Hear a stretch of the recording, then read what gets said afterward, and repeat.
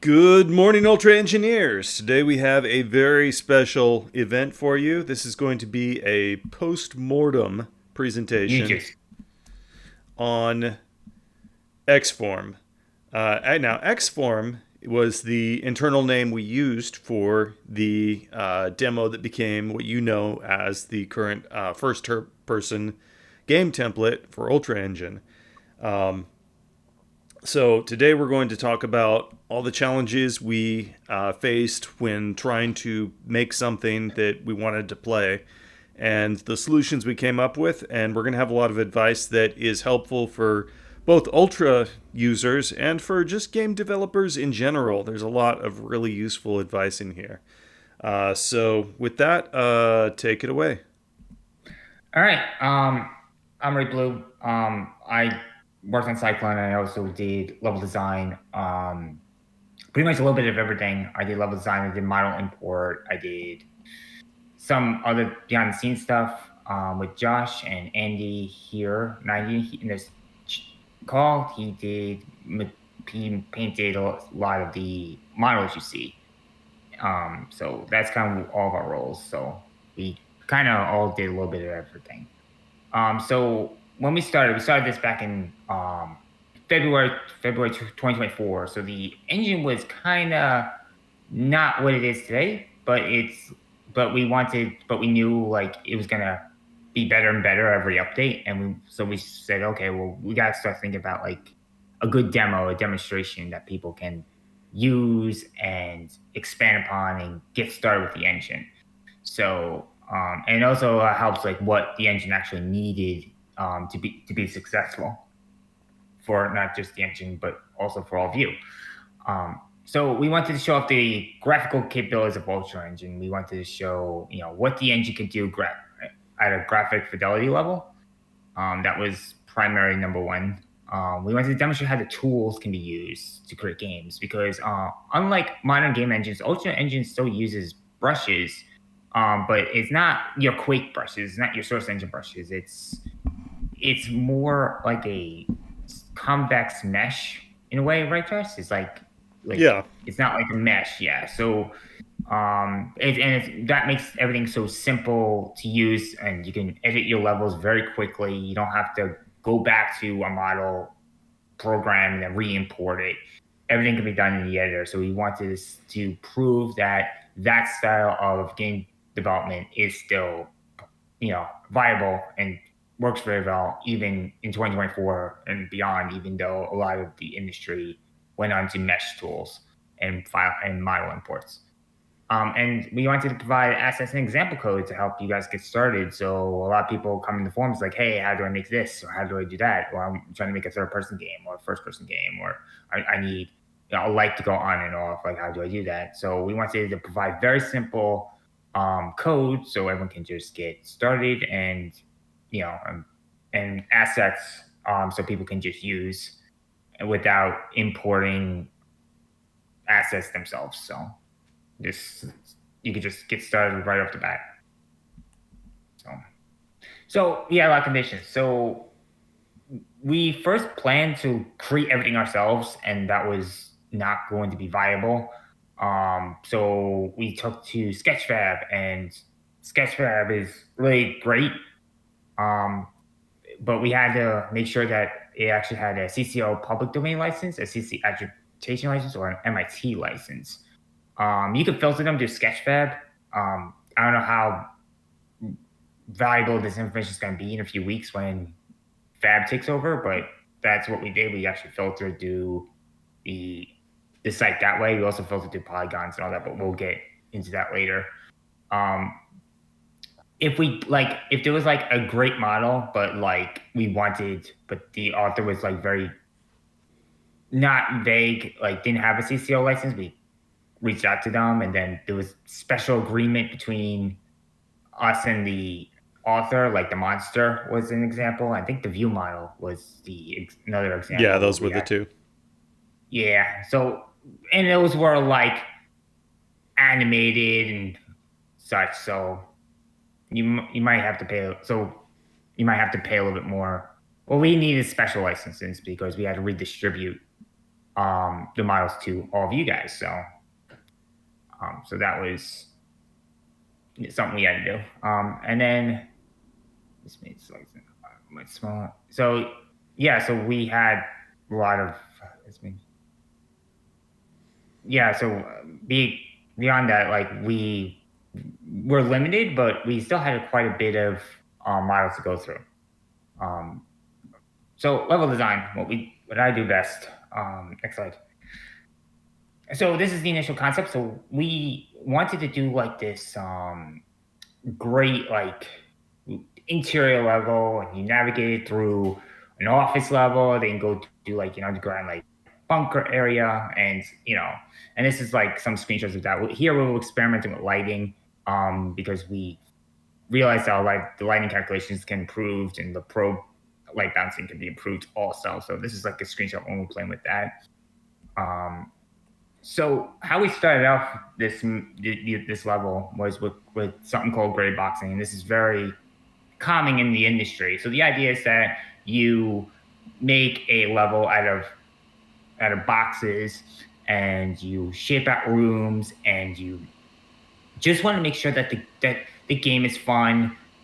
Your player code is working. How does it feel when you go around a corner? How like it's more about layout, and it's not we were not really worried about like graphics or design. We just want to make sure that the game is fun, or practical, and you would shell something out, give it to play testers, they'll play it, and it'll be a back and forth iterative process. So that's what we started to do, like day one. And this is an example from Cycle, my game. So you can see like this room is just, it looks very flat. It has flood lighting, development textures. The models are implemented, but they just have like AO bake. I have some models are temporary too.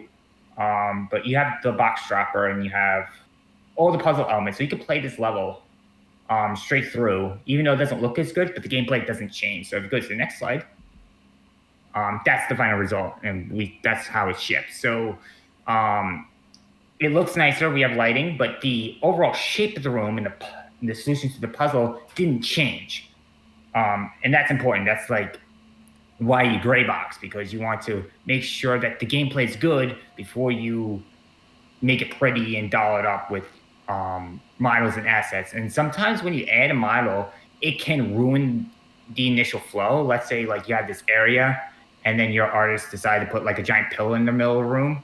That can actually break the flow and actually can change a lot of things. That's something to be careful. So usually you just want to follow your shell of the map. So, and Cyclone's a good example of this, because even though it doesn't overpopulate the map, usually like when you see this is what the shell looks like and this is what the final result looks like, it's usually very hard to tell. But in this case, you could be like, oh, it's just the textures are done, lighting, the models are done, but the overall room is the same. So that's why we gray box. But when we tried to do it, it didn't work for some reason, and I was like, well, why is it not working? So we didn't have that much assets to play with.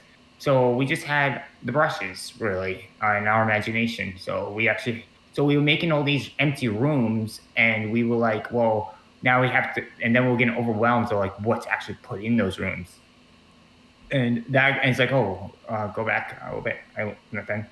We had inconsistent materials, so we were manually importing textures from sources, and we'll get into this later. But it was like very weird, and we didn't like know like how to make that room look good outside development textures, and we didn't have much gameplay.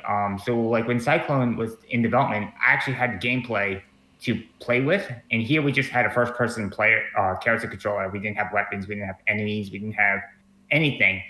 We couldn't even open doors, so it made the very process not ideal from the ground up, as it could have been otherwise if in other projects. All right, now next slide. So inconsistent materials was a big issue when we started. This is just random materials we pulled from MECG, and that gray texture is actually an upscale texture of a old project from 3D World Studio.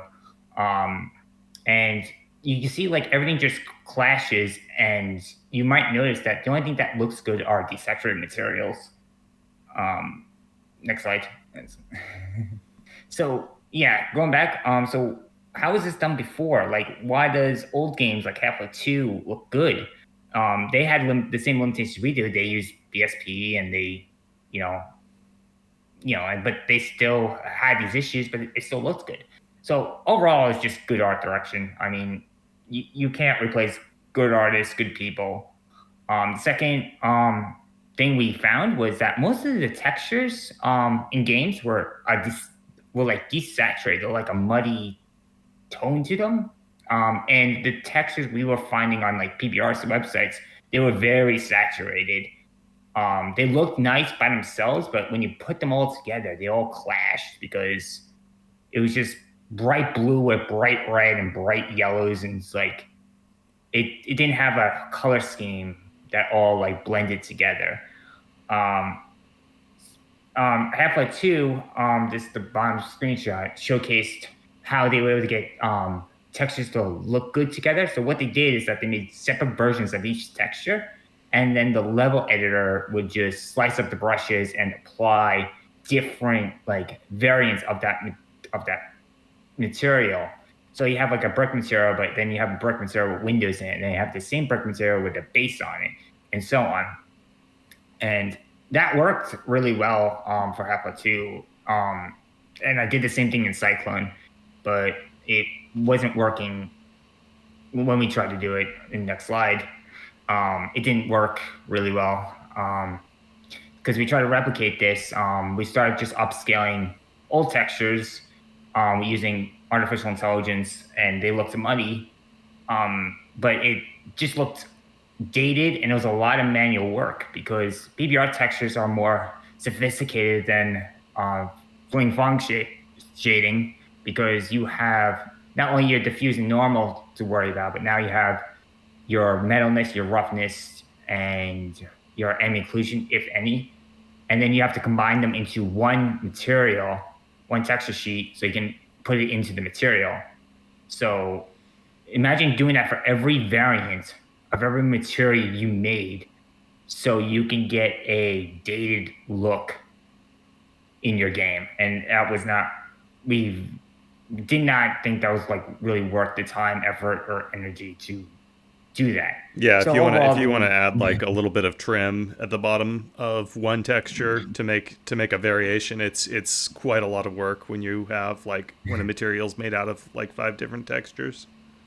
right, right. It's not just enabling and disabling Photoshop layers like it has been in the past. So overall, yeah, it wasn't going well.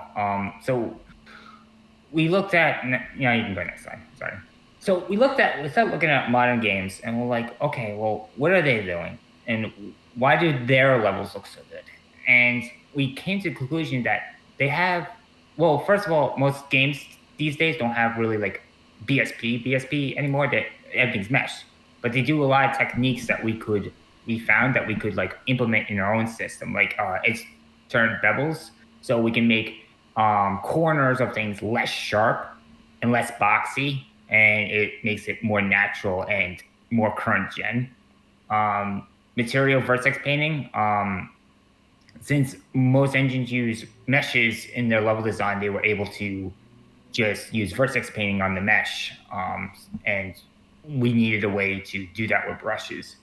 And hotspot texturing, that's from source 2, but we talked a lot about it in the past, and that I believe, correct me if I'm wrong, but I believe it's it's a material that has edging around it, like grime or rust around it.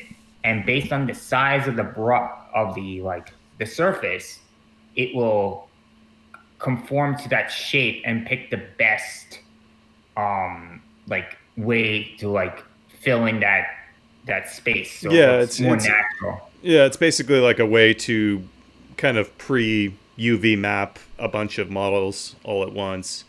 Yeah. Yeah, so it's like I think for the most part, most of the industry, at least like the AAA stuff, they're mostly using like 3D Studio Max to do their level design now. And I've done level design in 3ds Max. The levels actually in my first game, Metal, if you've ever heard of that. Those that was all done in 3ds Max. So I'm no stranger to it.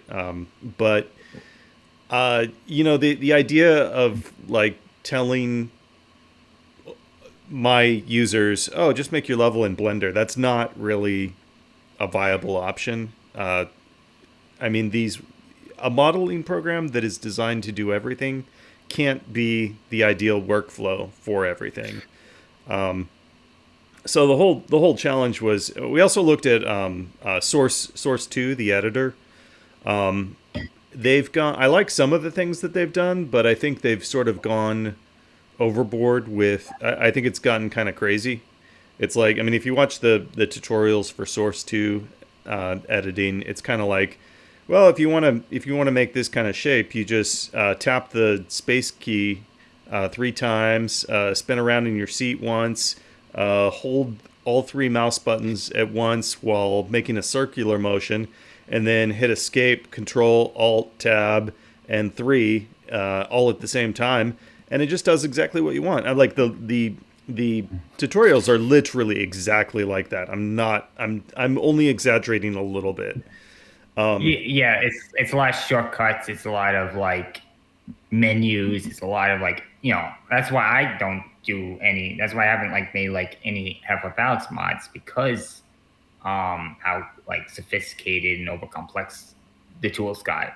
Yeah, and So so it's like, well, I mean, can we take some of these techniques and can we implement them in a way where it's easy and nice to work with? Because I mean, I definitely have my own preferences as a level designer. I began in computer graphics, not as a programmer, but as a level designer. So I definitely have my preferences. So let's take a look at these and see what we came up with.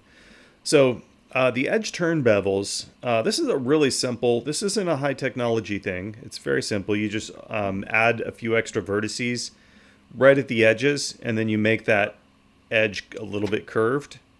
And then the curve stops like right when you get to the first vertex on each face, and that way the curve isn't spread across. You don't want the entire face to be to be all smoothed out. But this is very subtle, but it works really well. And it's easy. It's pretty easy to implement. You can see the results here. On this railing, this looks so much better than sharp edges. And I like how it catches the light here. This girder piece here, that's just a face setting. It's just a checkbox, but it looks so good. So that was... yeah. Go No, I ahead. was gonna say, and this beveling actually removed the need to make some models, because in the past I would have to make that a model to get that level of detail, or else it would look boxy and out of place or Yeah. old. Yeah, and it's actually like really, really hard to do this in 3ds Max. You can do bevels pretty easily, but to do the edge bevel technique, it would be very difficult. So it's a simple technique. It provided a huge improvement over sharp corners. And what's kind of interesting about this is the actual shape doesn't change. It's just you're just adding some extra vertices and modifying the normals, but the shape is still exactly the same. So if you have something that comes down in the corner of something, there's not going to be like a little gap there, that actually is an issue in some situations. If you actually had a physical bevel, you would have to figure out what to put in that corner. And what I love about it is it's just a face setting. So as you're modifying and resizing things, moving things around, the bevels just update automatically to whatever the edge length you have set. So you don't have to go back and keep doing them again and again like you would with 3ds Max. It's just a checkbox. Here's another nice example of just using bevels here for what would otherwise be perfectly sharp corners. So, for example, I just said it doesn't modify the shape. Okay, well, if this was actually a bevel here, then I would have a little gap underneath the base of this railing. I would have a little gap where you could look up at it, but because it actually is a perfectly sharp corner, it just doesn't look like it. Then that railing base fits snugly and aligns exactly to all the corners. Just a lot of little things like that that you appreciate when you're using them.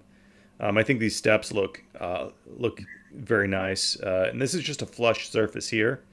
But because you've got the manipulation of the normals, these curved edges here, it looks like there's a lot of indentations, even though there's actually not. So that was the first thing. That was definitely an improvement. Vertex material painting. This is something I thought in the future would be nice to have. I was like, oh, I think we could do a lot with that. That's a really cool technique. Here's an example from Doom Eternal. This is from Source 2.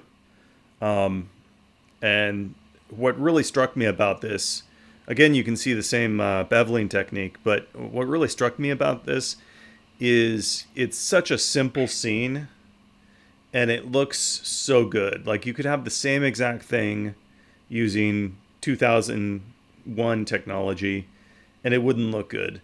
But just having the ability to have this dirt that goes between the floor and the wall, and it just connects the seams. The seams look so much more natural. I really liked this screenshot, and I was like, wow, this is like something that's so simple and it looks so good. This is actually the screenshot that like sold me on like really pursuing this, and so I decided, you know what, I think I should start. I think I should see if we can implement this now. I wasn't planning on it, but I think it's really going to help our project. So, I had the choice between doing per vertex and per pixel, and I chose per vertex. First of all, like both Doom Eternal and Source 2 were doing per vertex approach, and so I took that into consideration. Sometimes you don't have to explore every option. If someone else has already been through it, you can kind of learn from them, and sometimes that saves a lot of time. So doing it per vertex, this gives you basically the advantages of the mega texture technique that id used to use, but it doesn't have the enormous file sizes. It's completely dynamic, so materials can be modified or swapped out. This can even be done in real time with there's no performance penalty for swapping out or modifying vertex material values even during gameplay. It doesn't require any special UV mapping, which made things a lot simpler. And one really good thing is the density of details can be easily controlled by the level designer. In other words, this wall doesn't have a lot of detail, so they're probably not using a very high density of vertices. Here they're using a pretty high, I'd say there's probably one vertex every 6 inches or so on some of this stuff. Maybe every half meter, because there's just more detail here. You can tell there's more detail here, so they probably have vertices pretty close together, probably every 10 inches or so. So you can have the detail where you need it, but you don't need it everywhere. And so the first step to this, and this was actually the hardest part, was we needed face subdivision for all of our surfaces in the editor. And this is actually there's one formula for quads and another formula for polygons. That means anything that's not a quad, any face that doesn't have 4 sides. So that means 3 sides, 5 sides, 6 sides, 12 sides. That's all one equation. Because that subdivides into triangles, and the quad is a little bit different because it subdivides into quads. And we also had to account for, we had to have one version of each algorithm for when the edge, that outer ring, is implemented. This is used for edge turn bevels. It's also used for a few other things. So it actually ended up being 4 different algorithms that were each implemented separately. And this was actually the hardest step. of the whole thing, and it probably took a solid like 3 weeks of work to get this worked out. But these are just a couple of settings in the editor in the face settings. So this gives you control over the vertex distribution, which you need for vertex material painting. And then once that was in, we were able to start getting results, and in not a lot of time we started to get just the initial results were pretty promising. It was pretty cool to be able to paint materials everywhere just as if they were a terrain. This is just using like a linear blend in between the different vertices for the interpolation. And then I added interpolation that used the displacement map. And this makes the blending look extremely high resolution, even though it's not. I mean, we only have vertices every meter or so here, but when you take there's an equation you can do that takes the displacement map into account, and this is where the real magic happens, because you get all these edges that they look completely unique, and they are. You don't see any texture repetition here at all, but the input data, it's not that high resolution. It's just vertices every meter or so, and then you just interpolate that, and you take the displacement, the height into account, and you get all this beautiful detail. This stuff is really interesting to me because like it's kind of like this isn't in the original texture. It's just an emergent detail that comes about. And then when you combine this with tessellation and displacement, the results can be pretty impressive. These rocks, it doesn't make any sense. I don't know why there's rocks growing out of the tiles and the bricks, but it does look pretty awesome. It's like a fungus. Something. Yeah, The Last of Us. Okay, so here's the final results of material painting. And you can see without it, it doesn't look that impressive. With it, everything looks like it fits together. The floor has some detail popping out of it. And that's actually tessellated displaced geometry. It's subtle, but it really helps to make the floor not look flat. So with this, we no longer needed as much color consistency, because if we had two surfaces, we could just paint some dirt in between them, and suddenly that transition between surfaces looked way more natural. And then I really like using tessellation on the floors, because you get this stuff popping out of the floor that just blends into the floor so naturally. If we did this by just placing some meshes down there, it would it's kind of like everything we placed would look like it was sticking out like a sore thumb. But when it's baked into the material and it's blended using that nice blend equation we have, then it looks way more natural. Yeah, and it's really hard to get the floors and walls are like really hard to get it to make look right. And adding just like a layer of like sand or dirt, like along the side of it makes it more realistic. Another way you can do that is just with screen space ambient occlusion, but that's at performance cost, and Well, it can look great. that does. I think we actually have that present here I can see it on the edges here a little bit, Yeah. but the painting just does. It doesn't do justice. It just helps a little bit, but the painting, makes it transitions between the wall and the floor naturally. Yeah, yeah. It just made such an improvement. Like all of our problems went away. Oh yeah, and then hotspot texturing. I looked into this.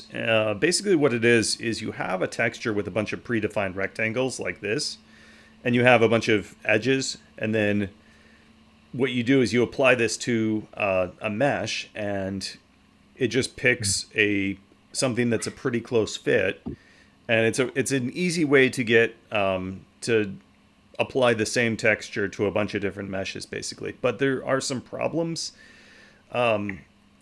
It uses fixed sized rectangles that are defined beforehand. So if you have something that's much bigger, it's not going to work. If you have a big surface, like if you tried to apply it to this whole floor, you would have detail in the edges, but the texture would look very low resolution. It doesn't work. You can't have the same texture like repeating details, like if you have a long skinny piece.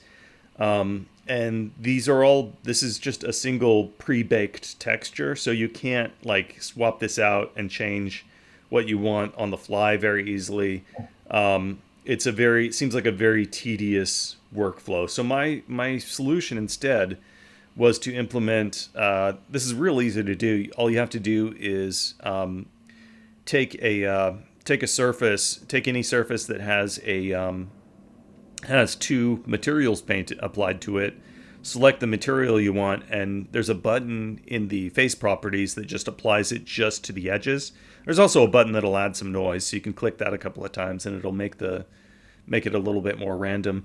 But yeah, using the existing material painting system and that edge geometry that we implemented for bevels, uh, that was able to be used for an edge highlight effect. And this is really nice because you can see here it's working with a non-rectangular surface. You can't do this with hotspot texturing. You have this 45-degree angle. You can do any angles. It works with large or oddly sized shapes, like so this long skinny piece here, this long um, uh, block with a lot of, the texture here probably repeats 2 or 3 times and it works just fine. The materials are completely dynamic, so if I want to modify the color of either of these layers, I can go back and do that very, very easily. I always prefer a much more dynamic workflow because it makes a huge, huge difference in just your ability to rapidly experiment. And then finally, I implemented a material setting. This is real simple. Every game engine should do this. Every game developer should do this. Implement desaturation as a material setting. That way, you can always go back and change it later if you want to adjust it a little bit. But if you desaturate a texture, you're losing color. You're losing color precision. You can't really gain that back. So that's baked into like an RGBA texture, you can't resaturate it once you desaturate the texture. But if it's a material setting, you can start with a saturated texture and then you can just adjust it a little bit as you like. And it's a real simple equation in the fragment shader. There's really no performance penalty at all. You're just doing a linear interpolation between the saturated and the grayscale version. And it actually like had a really, really positive effect on our results, and it was really easy to do. So with that said, it's like now we can make our game level. Yeah, now we can make a level. We struggled. We started with this the first room with the first room you walk into. We started with that, and even if we were just like test painting, we were like, oh, it was so much easier to make it look good. Well, before we were not making it look good. So so that one was just made of brushes and lights pretty much, but then we had to like worry about like this room right here, the we call it the station area. This was an actual subway station, and we did it was mostly made of brushes, and then we are like, well, let's revisit it because we talked about, oh well, we want like a like circular tunnel, and it's like, okay, well then the station has to um like tie into that in a way, complement that is what I'm working on. And it's like, okay, well, what do we do for that for the ceiling? And we wanted each room to demonstrate a feature of the engine. So I was like, okay, well, it has to be like a dome like ceiling. And then Josh went in, he did these arches. I actually had to redo the arch to fit these meshes, and this goes into a little bit of sometimes it's better to have the props first before you have your shell. This way you can actually know what you have before you actually start making it. Because before we were making the map, but we were making all these empty rooms and we were like had nothing to fill them in. And now we had some props that we could just say, oh well, I'm just gonna make a ceiling that goes along that arch, and then it'll look good, and it did. And we upscaled the texture on the concrete material. Um, we added some models here. And this is just a very early build. version of this room, so we were still playing around with how we're going to make this look good. Um, Modular pipes, mentioned before, Josh went in, he actually made all these pipes himself. Andy actually added, I think, didn't Andy add to this too? He made some end pieces, I believe, and he connected. Yeah. I mean, we was needing some transmission pieces if you want to connect two pipes together. Yeah, so that was a collaborative effort between those two. Josh actually did really good job on these. Usually artists don't hate doing modular pipes and railings. I met a few that said, "Oh, I'll sculpt a dragon for you, but I'm not making a pipe set for you." I'm like, okay. So, and what's really great is that you can always there's simple shapes you can always retexture them if you don't like the rusty look, which is really good. So the modular pieces, like the pipes and stuff, as those we don't we like I personally as a level designer don't like a a model shape or railing or pipe or a piece that was only meant to fit one level in the game. We couldn't have that for an example level because the idea is that you take all these pieces and you can do whatever you want with them. They can fit to your level. So it's really important that any pipes, girders we use brushes with the bevel tool. So those are really useful. The wires, those are models. Unfortunately, they're very static models. The railings were brushes, so they could adjust freely because the brushes. Chain link fence pieces were uniform size, so you could just build them like Lego pieces. The tunnel and the tunnel piece was just like a short section, and then we just duplicated the tunnel piece to make it longer. So that's kind of like modular level design kind of way where we just reuse the same assets over and over to get different results. And you just follow the grid. You just use power of two. So you're 64, 32, 16, 32, 64, 128, 256, etc. You fit in those. You just want everything to snap and be clean, fit in the grid. And also make sure your pivot points are ideal. Everything should just snap together. So the pipes, if you play with the pipes, everything just snaps together. It's not like the pivot point is in this weird location and you have to you have to disable grid snapping to get the fit right. Everything should just snap in place, be very uniform, and very easy to work with. And and that's usually sometimes when you download things off of Sketchfab, sometimes the models aren't like that, so we had to go back and fix some of those. Speaking of props, we use it to tell a story. So you can have the best props in the world, but if you don't use them properly, what's the point? So this model was actually the radio models and the books and everything. That was actually just one model. It was a scene model from Sketchfab. I went in Blender. I broke all those pieces into individual parts. Like the book is its own thing. The paper's their own thing. The lamp its own thing. And I was able to reposition everything to tell my own story in a way. So I did the filing cabinets and made it someone was trying to find something in that room and they found it and they're looking at it and whatever and trying to call over the radio for something.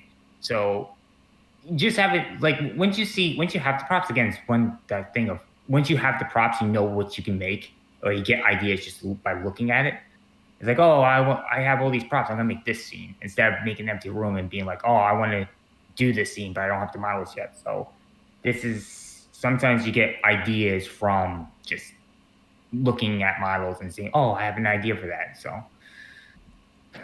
So we went on Sketchfab, as I mentioned before, for these filler props. So these are props that every game has, like a bucket or a traffic cone or a tire. We didn't want to spend a lot of time reinventing the wheel, making props that every game has had for the last 20 years. So we just went on Sketchfab. So besides the licensing, we actually had to check if the poly count was too high. On some models we did use, the poly count was a little bit too high, but we kept because we thought it would be great in VR. Like the computer panels, I think those might look really, really good in VR. So we've kind of lenient on that, but we actually had to make LODs, and Josh actually persuaded me to actually pick up Unwrap 3D. And Unwrap 3D is a Swiss Army knife for modeling, like Swiss Army model tool. But I think it's worth the $60 just because it can generate LODs with a slider, and that's really, really good. So you just adjust the slider. So what I did for these models, I made the lowest poly model right before the model started to like collapse on itself, and that was like LOD 3, and I just went back and do the model and made the other LODs. So that was way better than manually making the LODs by hand and unwrap and UV mapping them to match the original. So that saves a lot of time. So worth the $60 there. Definitely recommend it. And there was we reduced the texture size because a lot of these textures were 4K and they didn't need to be because the model was very, very small. So you have a model that's like very small, like a keyboard or something. I think it was like the computer. There was one of these models that were like really, really. I think it's the radiator. The radiator was like an 8K texture or something. I was like, oh, well, I can't have that. So I actually had to go into GIMP and downgrade, or not downgrade, but like resize the downsample. That's what I'm looking for. Downsample the texture, so it still looked as good as if it was 8K, but it was not as important. It's just a radiator. It's not an important gameplay prop. It's not character. So it's just managing texture budgets is important. And we tried to make as many variations of this as possible. So the filing cabinets was just one model we pulled from Sketchfab, but the artist was nice enough that in the tree, the drawers were all individual models. So I could pull, I can delete each drawer, and then I can make multiple variations of the filing cabinet.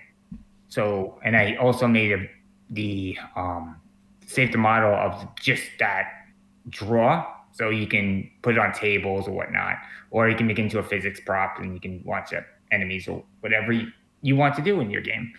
And the most important thing we had to do was keep track of our attributions.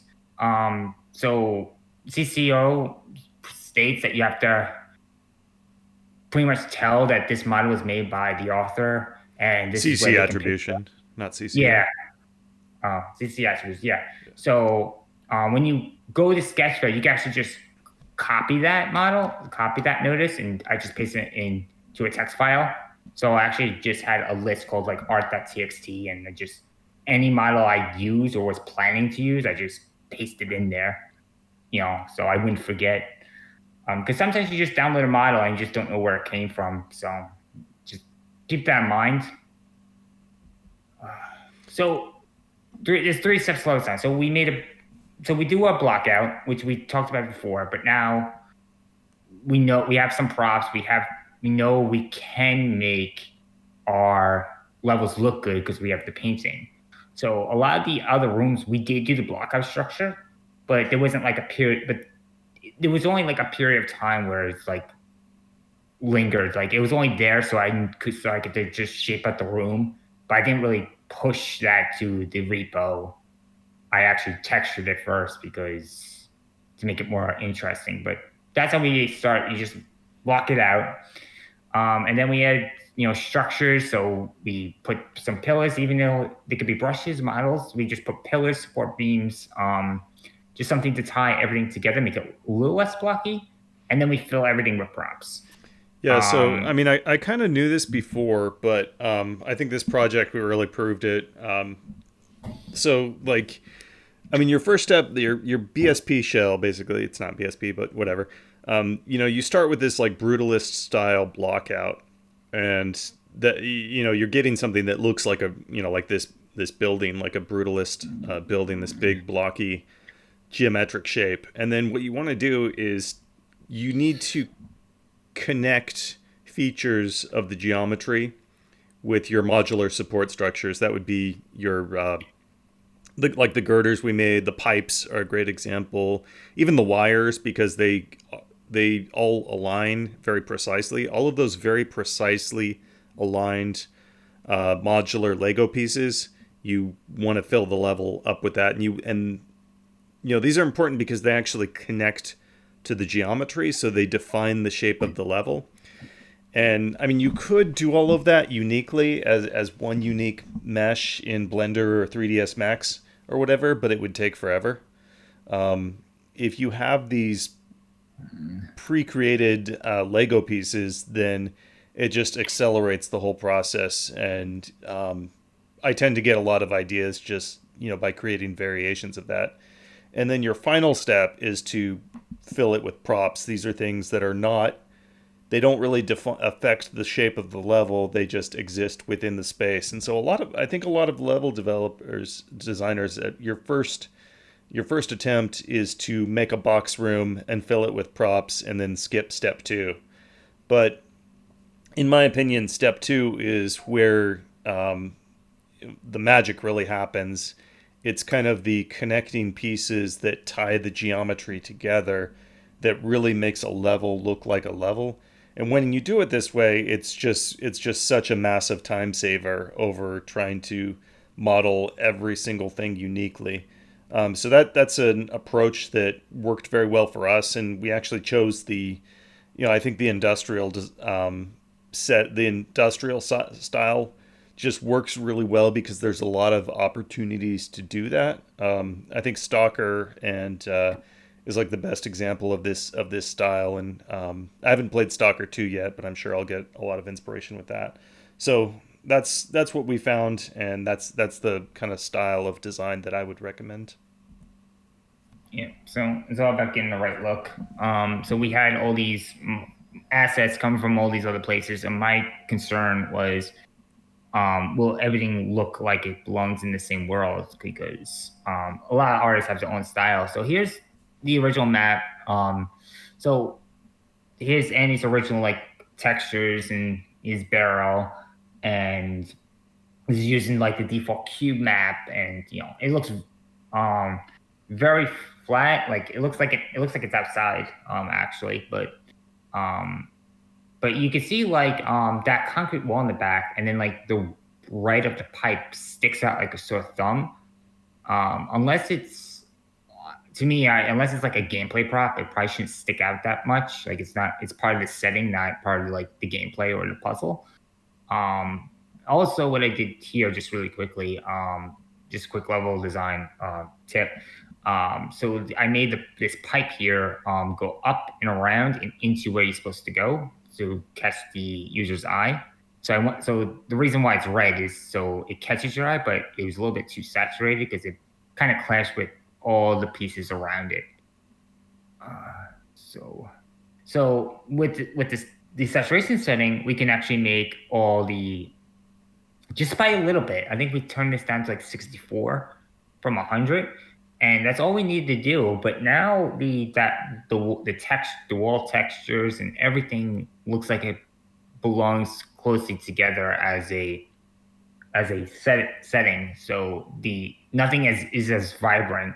So again, if it was like very important, like part of the gameplay or whatever, maybe you want it to stick out a little bit more. But these were just environment set pieces. It just need to belong to the world. So desaturation and making sure everything blended together was very important. And then we add our lighting.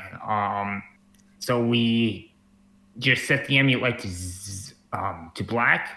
We took out the diffuse texture, and we made everything. We just took out everything, and there's probes built in here, so we actually just relied on the probe data to bounce the light and create the cube maps. And by itself, it looks really, really good because it's using the information from all the textures around it and the light to generate that cube maps and the light bounces. So it's not relying on like a global diffuse cube map like an outdoor map would. So probes are very useful here. And then finally, we added some post-processing like fog and screen space ambient occlusion, bloom, and tone mapping to make everything more pop. You can actually see it looks less dark, and the bloom actually, Klepto made the bloom texture, um, and it's really really good. The old bloom shader just made everything blurry, while his just makes things things that are lights pop, and everything else remains the same. It's really really good. We added that in and we just kept it in. We fell in love with it. Yeah, I Um, really like how this turned out. You can still see I mean, there's a lot of different colors here. You've got yellow, red, mhm. orange, but everything there's a certain consistency with the color that we lacked when we started. And then Yeah, the lighting, there's a little bit of an orange tint, but it's not much. And so the results I think are very very nice. We've got very good color cohesion, and the the colors just look very rich. yeah, and we were afraid to actually use colors. I remember like one point in development we was like, oh, everything's just gonna be a concrete building because all these colored materials are too saturated or they stick out like a sore thumb. And then we had this desaturation tool come in, and now we can have these colorful materials and we can adjust how colorful they are actually. So Yeah, so not just going back, like I mean, this is what we started with, and then just by adjusting some settings and some lighting, you can turn it into this, which I'm very pleased with how it turned out. yes, very cool. The view model. So I mentioned this a little bit earlier. The view model is what makes an FPS game an FPS game. So we couldn't mess this up. So a good view model has to have good orientation. So it has to like it can't look like it's come out of your chest. Your chest has to actually look like you're holding it. It has to be oriented in a certain way where it's not. It looks like it's slightly twisted to the center. It's an art to get the view model set up. It has to have good animations. That's if it has, it just should just feel right. It's one of those things where it's bad when you see it, but you can't explain why it's bad or good. It has to the animations have to look like it like it doesn't clip. It doesn't look weird based on the orientation of your orientation. Um, Also, it shouldn't clip with the world. So we were talking about how we were going to do this, and the best way right now is just to scale the model down to a size inside the player shape. So the player will collide with the wall, but anything in that cylinder will not go into any walls or anything. And that's what I did with Cyclone. The problem is that just really quickly, the problem is that everyone makes view models differently. So this model, the origin point was at the feet where they thought how high the player should be.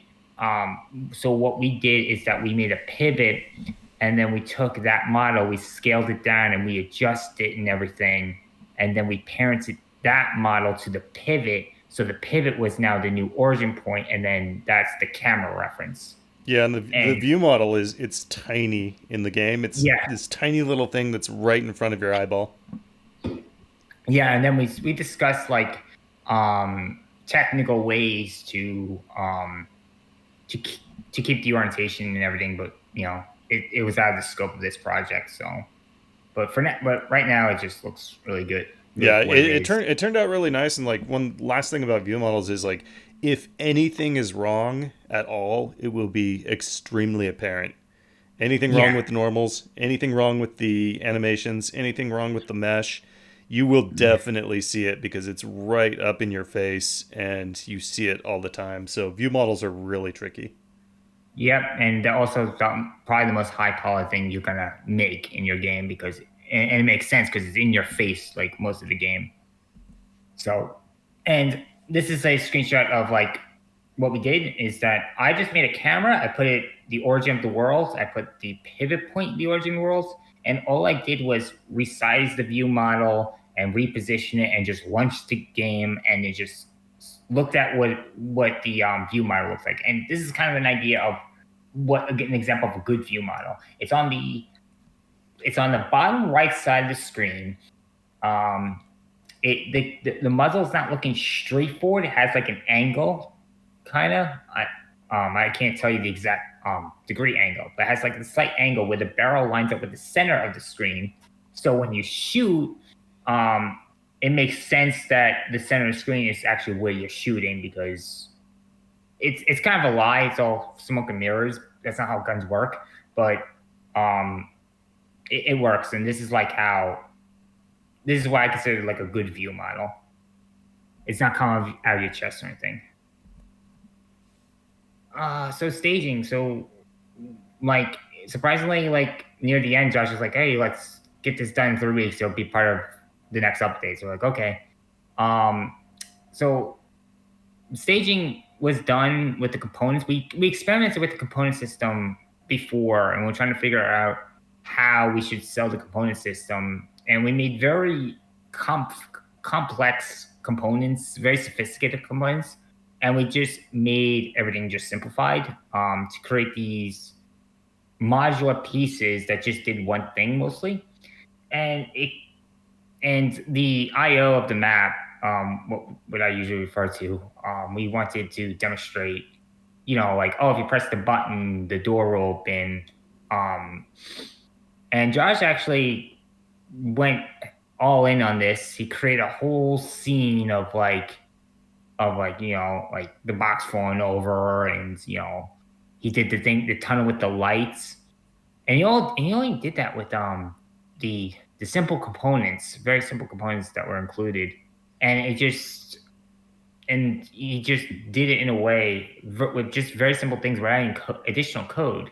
He made all those events to build something, as impactful as as it turned out to be, and again he made this he went on some sound sites and he got ideas from sounds. Again, going back to the theme of it's easier to make things with things you have than you don't.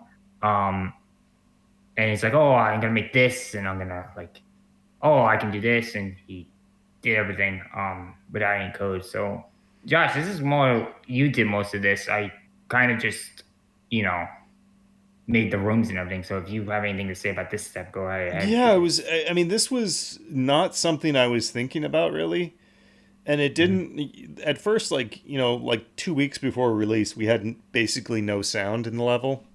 It was basically silent except for gunfire. And then I added some footsteps, and I was like, okay, that's better because we have something constantly making noise. It's not just silence. And then I started adding a few more sounds here and there. And it was really surprising how much gameplay evolved from the sound. I was not expecting that at all. But once I had some sounds in, I started thinking oh, hey, I can, there's ways I can manipulate this. I can make the player I can make this feel very dramatic. Because otherwise, I mean, it's very boring. You're just walking through this level. Okay, it looks cool, but with the sound, it just added so much. And I started creating little events here and there, like little, not even a jump scare, just a little, something to surprise the player. And it just added so much. And the whole combat sequence at the end, which is all this stuff up here at the top, all of that came from just a few sounds, and then it just did such a good job of building up like the tension like in a horror game that at the end I was like, okay, well we've built up so much tension, we need to this needs to actually, there needs to be a big payoff. So we're not going to have like two monsters run out. We're going to have a gang of monsters that are going to massacre you. It was really interesting. That was a big, I mean, that was something I've never really done much before. And I definitely had fun with it and learned a lot from it. And, it's pretty surprising like how much you can do without any code at all. Yeah, and that's really like most of your game, really. It's your map events. It's not really, it's like if you look at Source, a lot of the interactions in like Half-Life 2 and Portal are mostly map map specific events. They're not hard coded in. And the flow graph does, is a good way of doing the same thing. So Yeah, the Amnesia games are actually like the Dark Descent. Like mhm. just the beginning of that, that's a really good like lesson for sort of manipulating the player's emotional state. Yep. So combat, we needed one-way pass that the enemies can go through, and the enemies can go through, but the player can't. In the past, we would make its own collision event where like a let's say like a player clip in a way where like, oh, the player can't clips with this brush or this model, but anything else doesn't. Instead, what we did was we had the monsters on, like, if the nav mesh can build, the monster can be AI or whatever. The character controller in this case can go there. So it doesn't matter if there's like a model in the way or whatnot. If you see a connection, it can get there. This will prevent monsters running into walls because they think it can get there, but physics is telling it can't. So it will prevent that situation. So and the ramps add so you can't just have a wall blocking the player because that's breaking immersion. So we had to make a lot of garbage um and other prop barriers to say, oh well, the player can't, but the monster can climb over these. And we added these clip brushes here to make the nav mesh go over it. But then there's this, it's deleting this screenshot, but there's usually just a giant clip brush. And that's just a normal brush, but because it's not blocking the navigation, the monster can go through it. Yeah, so there's basically an invisible wall here to prevent Mhm. the player from crossing through. But the monster where the monster can go is controlled by the nav mesh. So these ramps here, this was really interesting. They don't have any collision with the player can't walk into them, but they do contribute. They are set to be nav obstacles, so they do contribute to the navigation geometry. And then so this allows the monsters, they just walk up this ramp and then down the ramp. It looks very natural in the game. It just looks like they're climbing over the boxes, but they're not. This was something totally different. And again, this was all added at the very last minute. I think in the future I'll probably rework some of this. But I feel like this gave me a little bit better understanding of what they do in zombie games like Left 4 Dead. You see a lot of pathways for the zombies to get into the combat area. And if I, in the future, I'll probably add some more like doorways in the tunnel on the other side so that the zombies are coming from all directions. But this became very apparent, like just having the monster run out from this area on the right. That was not very fun. What was fun was when they started coming from all directions. Then it became much more chaotic. Yeah. And just here's, this is where playtesting would have been good if we had. But again, I think we had a lot more trouble just establishing the visual style. But the nav, it was a little bit of a challenge to get the nav mesh to build in some areas. We actually had to lower the round tunnel piece. It had to be lowered by about 16 centimeters so that this walkway would be wide enough for the nav mesh to build because it's a real tight squeeze right here. But everything worked out. Yeah, as long as if you see a connection, it works. Don't Yeah. worry about it. So in conclusion, we spent most of the time figuring out what we should actually do. We changed the scope of this project 3 times. So from February to pretty recently, we were just throwing darts at the wall and wondering how we should do this, what we want to make. We actually started this as a sci-fi project. We want this to look like Doom, um, and and we we picked up SCP and we liked that, and we looked at other things. We looked at like there was like an idea of like using trains, and that made it in. We were gonna do like a train station, like outdoor train station. So a lot of that was just like looking at other games. We looked at Metro. We looked at all these other games. So most of the time was just figuring out what we wanted to do and how we were going to do it and what are our limitations. So we solved major design problems we were previously aware of. So we knew that like, oh, well, how there was like issues like, oh, like how we're going to do this. And I forgot what the exact problems were besides like just making the level look good and making sure like everything would just blend together. Yeah, that's basically it. I mean, we spent like from February to September, we were trying to like figure out how to make a level that looks good, and we weren't firmly committed to any particular theme or idea, which made it that actually was kind of a problem. And then like around September is when we started thinking about technical solutions to improve the art workflow. And then we weren't really able to start using those. Like we were using those in like until like the middle of November is when it was really working and we were able to use those. And then once we had the basically the new features in 098, once we had those, the project was done in like 3 weeks. Yeah, like the saving grace of this project was vertex painting and edge beveling and desaturation of materials like that. Like it's probably really hard to make a game in 0.97, but it's really easy in 0.98 because you have those features now and you didn't before.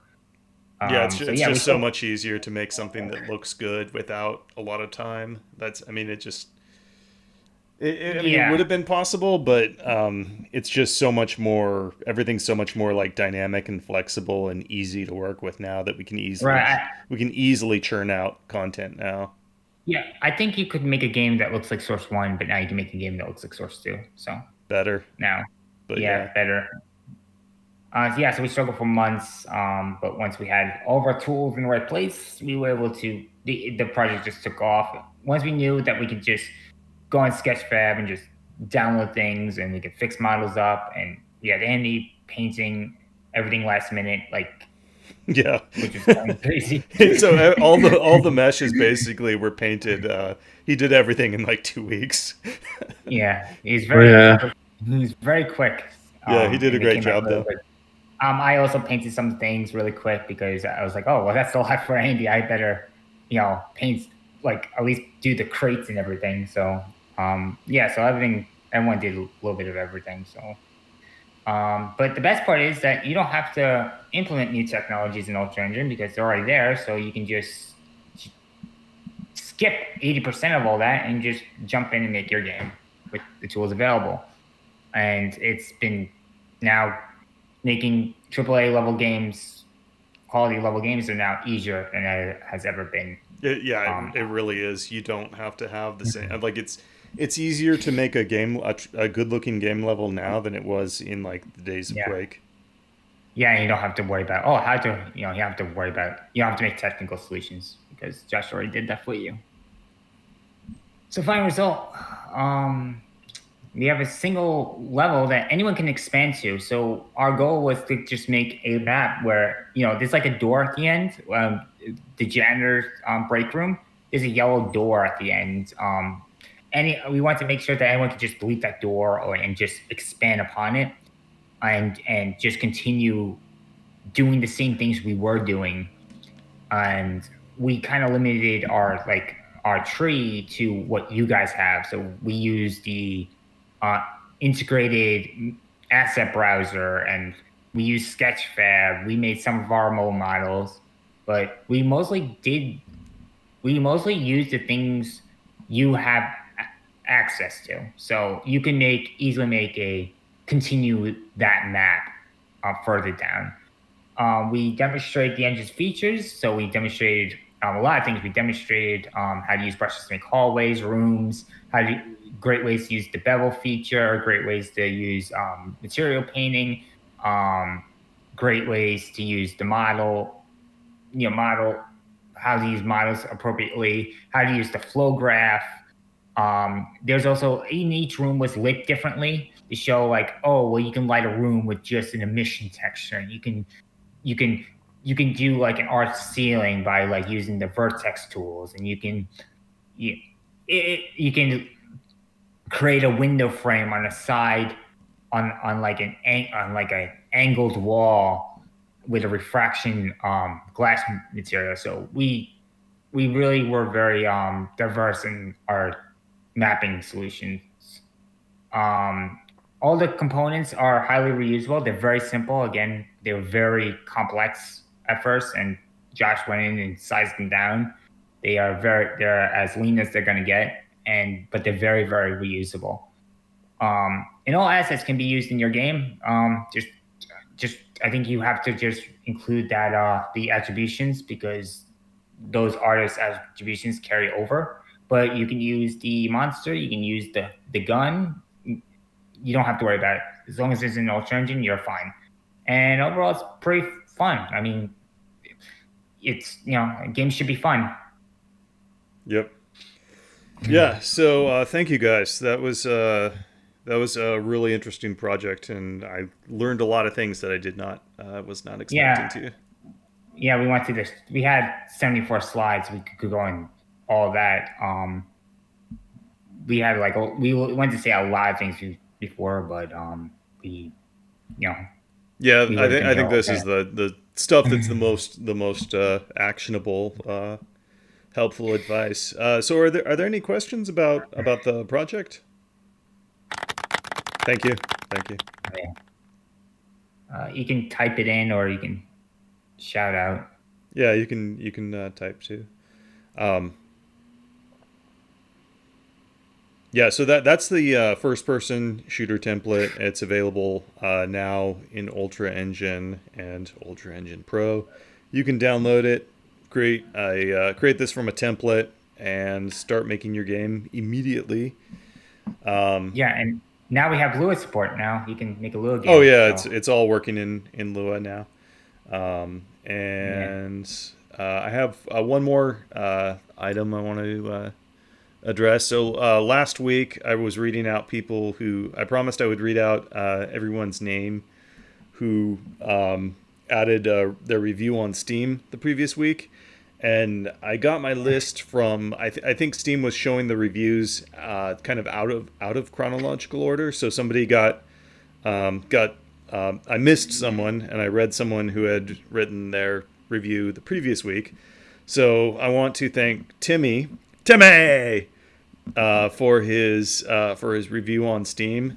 He actually uses the South Park character as his avatar, so I'm not making fun of him. Timmy is added to the Wall of Fame.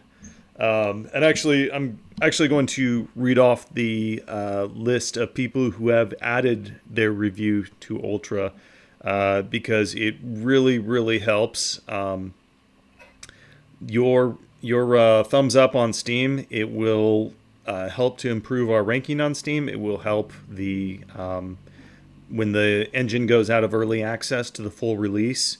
That's really, really going to make a big difference. And it also, the better our ranking is, the better the ranking will be, the visibility will be for any new games that are added to a new games bundle for Ultra. The Leadworks games bundle has done very well. I think everyone involved in that saw a significant increase in their sales. So the better our ranking is on Steam, the better any games that are in an Ultra games bundle will be. So you win, I win, the players win. It's a triple win. Valve wins too, so it's a quadruple win. How can you pass up a quadruple win? You can't, because it's a quad win. So the Wall of Fame. This is T Ticky. Thank you very much. Drogowit, The Cuzzy, Cap Crunch, Metal OS, Acknowledgia, Knievels, Ricochet, Andy. I think that's our very own Andy here. Yeah. Gashish Master, Marcy 3D, Gamer, Saru71. I know who that is. Mazel. Timmy! Thank you, Timmy. Sorry I missed you last week. You, Plisa, Gravitate Games, Lilybite, Wreckage, Technofox, Kazmik, Doctor Who 3DGX, JD Gaming, Reap Blue. That's our very own Reap Blue here. Anthony _ Python. Thank you, Anthony. CZX18888. Thank you. Edelon Trick, Merrick IJC, Kent, Old Amsterdam, Drake Black, Merrick, Project Mayhem. You do not talk about Project Mayhem, but thank you, Project Mayhem. Pedrito and I got you twice. I did. Okay. Yeah. Okay. So you did one for both. That's why you're in. Okay. Okay. So thank you, all of you. Thank you, Timmy. The Steam reviews that's the thing that makes the biggest difference. So I really, really appreciate it. Yeah. Even if you don't have much to say, just say you think it's neat. It really helps a lot. Yeah, it's more the actual content of the review. It doesn't matter so much. It's more the statistics of the aggregate statistics. So yeah, it's a quad win. So do we have any other questions over the week? I think actually next week I think we might take the weekend off for the first time in nearly a year. Because this is kind of my vacation time and then I think we come back January 4th. Then we'll come back strong with and at that point we'll be focused on the final version 099 before the full release and everything that we want to pack into the final 1.0. But for the rest of December, this is my chill time. Yeah. So do we have any questions? 098 was released about a week or two ago. And the Steam Winter Sale is going on right now. You can get Ultra Engine and Ultra Engine Pro at a discount, as well as LEDWorks. You can also get most of the LEDWorks games bundle is on sale, so that's a great deal. And it's a deal on top of a deal. Cyclone's not only discount because I just forgot, or Cyclone's kind of up in the air right now. And you might be able to still set it. I'm not sure, but so the LEDWorks games bundle includes Escape Land, which was released pretty recently. That's a really interesting, cool game. Very nice showcase of what LEDWorks can do. Salvation Land, Cyclone, Photo Museo 3D. These are all on sale separately. Escape Land I'm going to be playing that. That's this is really, really good, especially for an indie game. Photo Museo 3D. This is really interesting. You will not be bored if you play this game, I promise you. Cyclone, of course, is a great puzzle, kind of Portal-esque, but a completely different mechanic. That's definitely always worth playing. Concealment, horror game made with LEDWorks. This is actually really good. This is probably probably like the tightest horror gameplay that I've seen. Are they a part of the bundle? I thought they're not. I haven't been able to get in contact with them. And then Demon's Game episode 1 is also on sale. This is you got to play this one too. So those a lot of horror games. Yeah, horror is good. Yeah, so Ultra 9.8, the big features are the material painting, really good tessellation, and the first person shooter game. Again, like most of these features came out of our experience, eating my own dog food and trying to Yeah. not only, produce something that looks good, but trying to do it in a way that is economical so that it can be done and redone very quickly. Like once we had all the tools in place, everything was done in just a few weeks. This is on sale right now, as well as Leadworks. So Steam Winter Sale going until December 2nd, I think. And No, January 2nd, not December. yeah, that's December 2nd. yeah. The other December to December B. Um, yeah. So yeah, thank you all for joining. This presentation will be available on YouTube shortly. And with that, I think I'm going to stop the video. Mhm.